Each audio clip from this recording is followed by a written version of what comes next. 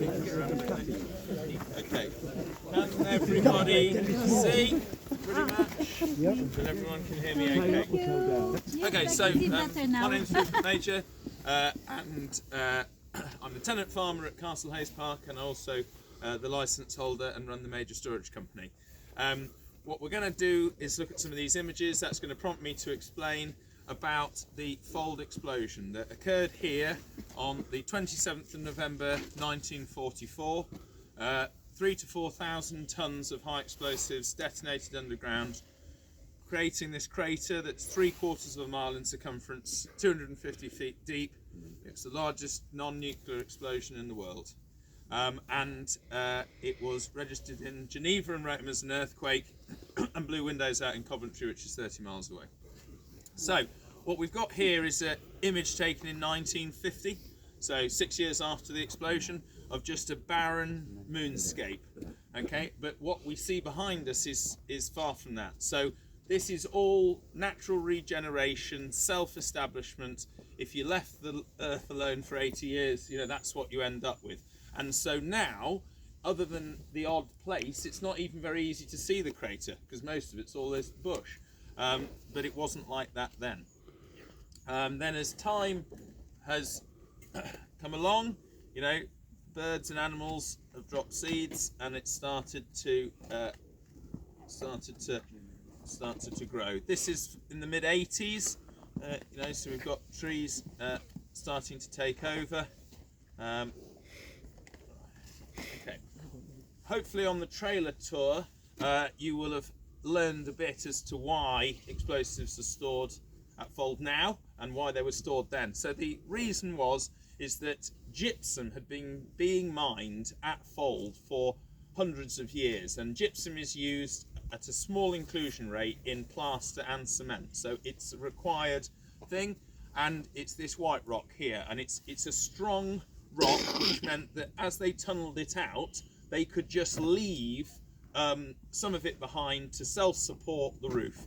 And it meant it's not deep, like they just drive into the ground. And when you went on the trailer ride and you paused near the tunnel entrances, you know, they just set up kilometres and kilometres of narrow gauge railway, which you can see here. And it was all the munitions were moved around on trains. This trip haven't done that yet. Oh, you haven't got there yet. Okay, you're going to go and see. You're going to go and see some of what some of these images you will be going to. So that's a view underground.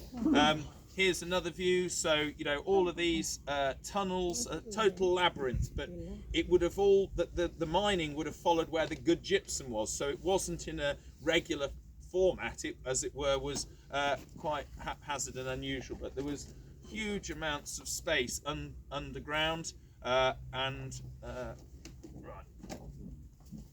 So you're going to go here. You're going to see that tunnel entrance, but this is a picture of a train, and so yeah, thousands and thousands of bombs were stored at RAF Fauld underground. RAF Fauld employed 500 to 600 people during the Second World War because it was all manual.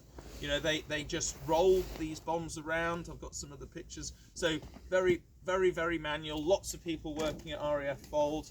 And the mounted magazines that you are going to see when you drive through the site, they were just a very small percentage of the total storage capacity. And they were just used for the sort of in and out holding.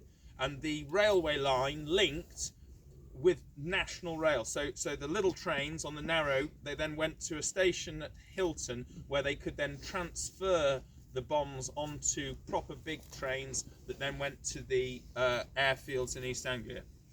Yeah, 3,000 to 4,000 tons of explosives set off underground. I'll come to how it happened in a minute. So that's the sort of, you know, similar to a First World War battlefield, nothing really left.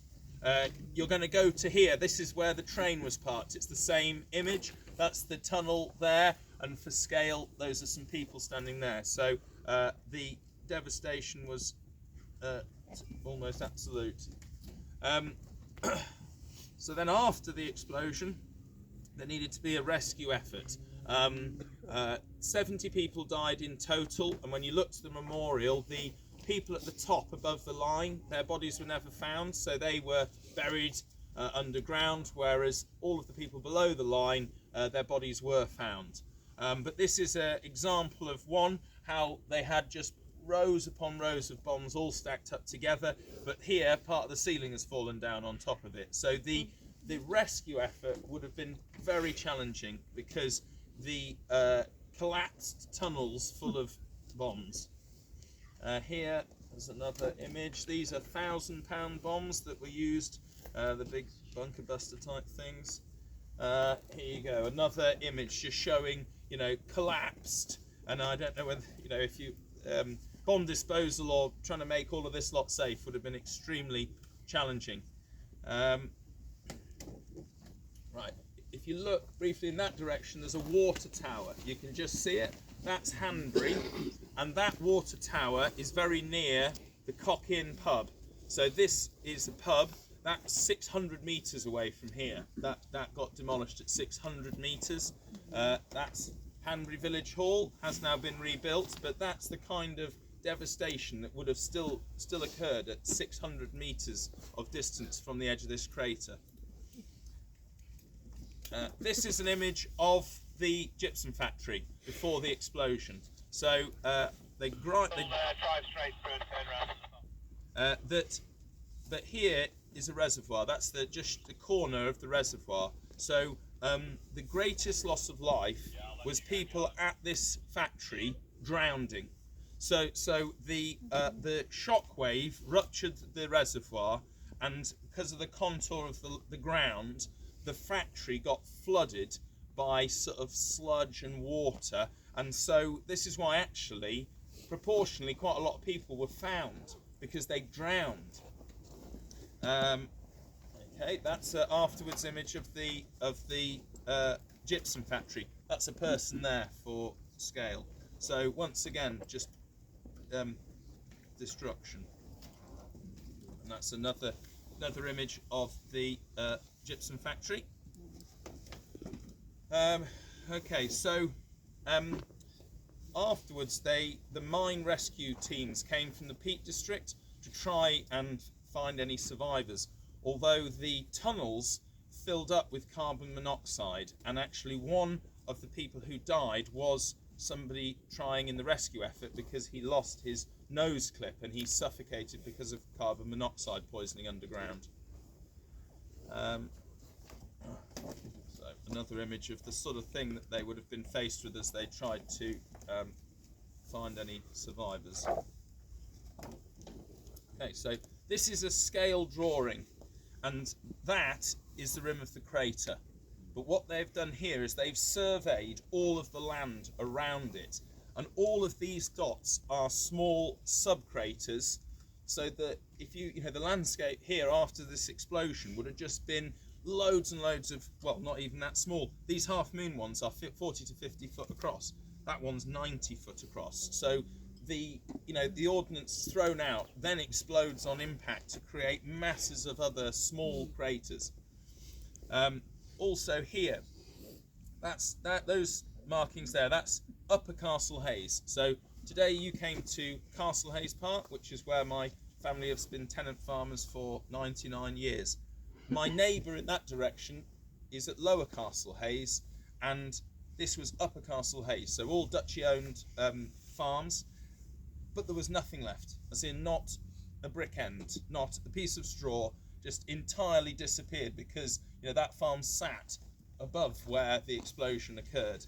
And on the stone there, the Goodwins, there's two of them marked up, they were the tenant farmers, and Mr. and Mrs. Goodwin were going to market, and they had paused to open a gate, and they got drowned in their car in the sort of flooding that went on. But then the water drained away, and they were both found dead in their car. Other farm workers died. So my grandfather was at Castle Hayes where you were today, and he saw it all happen. So he comes out of a farm building to see this huge mushroom cloud that's got rocks and trees and so on all in it, all happening in front of his eyes. All of the earth went up in the air and then sort of rained down pulverized earth, but it would have been like powdered snow. And then it rained very heavily, and it turned all of this pulverized earth into slop.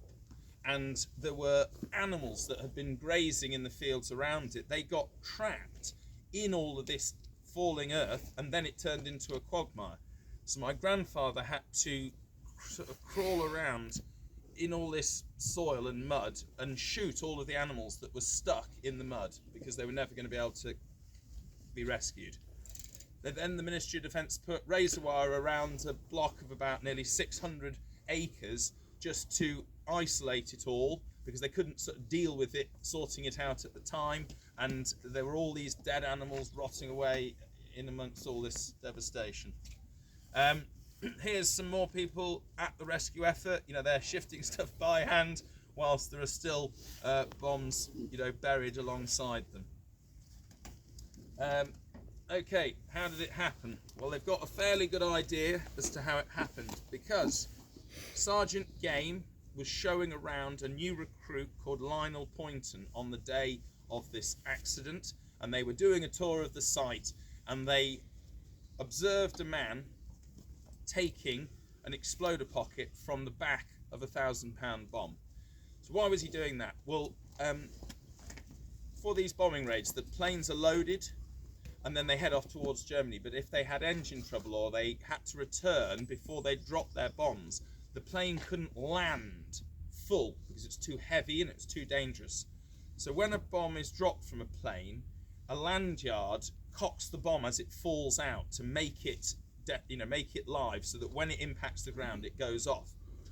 But if they disconnected all of the land yards, the bombs could be dropped safely into designated areas and they wouldn't go off because they hadn't been made live to drop. And then the military would go and collect up these jettisoned bombs, and then they would return them to a maintenance unit. RAF Fauld was a maintenance unit, so part of what was coming here was return bombs that had already been dropped safely, and then they needed to be inspected to be either fit for reuse or needed to go for disposal. So so that they had observed this person doing work on this bomb, and then they went down a corridor, left, right, boom, first bomb goes off, and then by a spread of that ripple of detonation, one set off, two that set off 10, but then it got to some of these rooms where they'd got thousands in a room, and then that energy wave caused the initiation of 3,000 to 4,000 tons of high explosive in one go. Like with a lot of accidents, it's never one thing. So they worked out that the engineer had been issued with the wrong tools, so he was using a brass chisel when he should have been using a copper chisel or something like that to do this. He was taking the arming mechanism piece out of the back of a bomb. The other mistake was they'd got lazy. They were doing work on a bomb in a room full of other bombs. Should have been occurring in an isolated place. So wrong tools, wrong place, and that's just what happened. Or they're pretty sure that's what happened. Obviously, the person didn't survive who set it all off. An example of the sort of planes and the sort of bombs that were going on these raids. Okay, here's a good image that's just giving you the sort of geography. That's the crater, that's the reconstructed plasterworks, that's the sort of natural depression where all of this sludge and water went.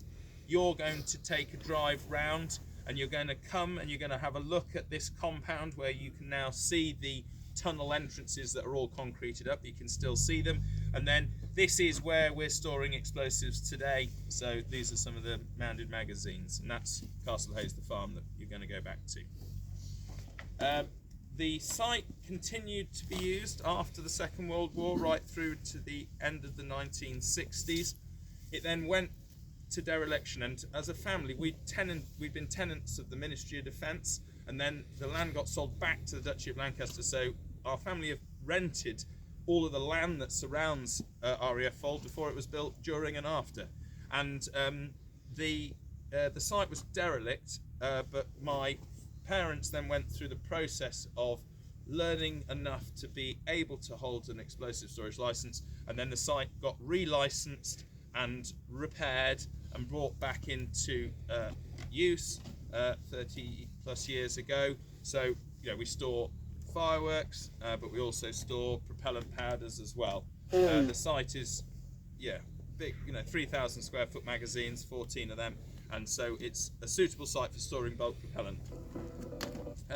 We've then expanded the site by infilling opportune space with shipping containers, and then in 2018 we managed to get change of use where you're going to visit, or have you visited the Celtic stores yet? Yeah. Okay, so it was a poultry unit, and then we managed to get permission to change the use and managed to get the site licensed. So you've already seen this bit. So there we go. I'll just look at the memorial with you. Thank you. So yeah, never found. Bodies were found. The Goodwins, they're the tenant farmers. This chap, he was buried in his tractor, and they found him identified months later, his decomposed body, but just a belt buckle was the piece that they could work out what happened to him. There's also some Italian people on here because they were prisoners of war who were working sort of conscripted labour on the site. So, any questions? How much live material is still here? Yeah. So they think only about half of what is stored has gone off.